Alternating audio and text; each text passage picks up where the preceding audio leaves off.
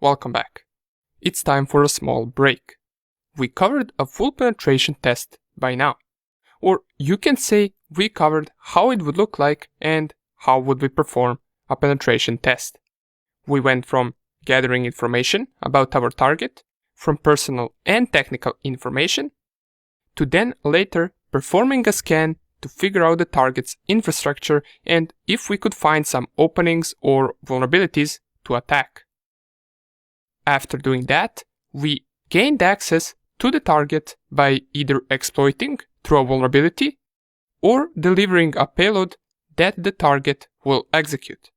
And at the end, we performed post-exploitation with the payload that we delivered. From stealing information with a keylogger to downloading files from their machine or maintaining access. We did all of that. And you can say we completed the penetration testing circle. We did all of this on both Windows and Linux targets. And the next step that you could take is to practice all of these things that we learned on various virtual machines that you can download online and that have different vulnerabilities. Machines that are similar to our Metasploitable. You can also subscribe to different online programs that host vulnerable machines that allow you to test them and advance your skills even more through testing those machines. However, more about all of this I will say at the end of the course. And even after covering all of this, we are still not done yet. We still have more things to cover. Remember when I told you that port 80 is something that we will be attacking later in the course? Well, why port 80? Remember, port 80 is used to host a website and websites have a lot of different vulnerabilities that we haven't covered yet. So we're going to do that in a section of its own.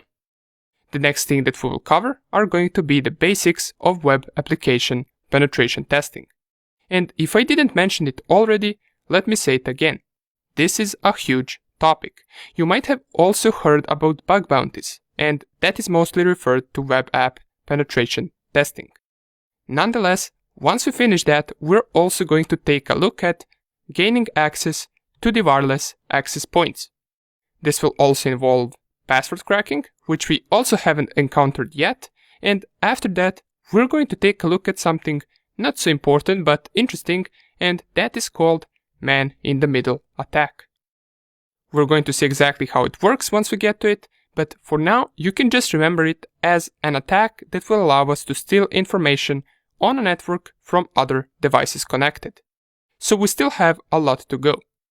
But before we do any of these, I have another surprise for you, and that is another coding project. That's right. It is time to create a tool that will have something to do with all these exploitation things that we covered in last few sections. And for this, I've picked to show you how to code our own payload. I believe this is what most people would want to see. So we're going to code it ourselves. It won't be anything too advanced, but you will get a good understanding of behind the scenes on how payloads and reverse shells work.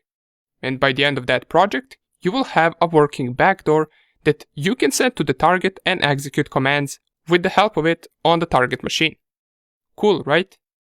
Now that you know what the surprise is, we're ready to get straight into backdoor creation in the next video. See you there.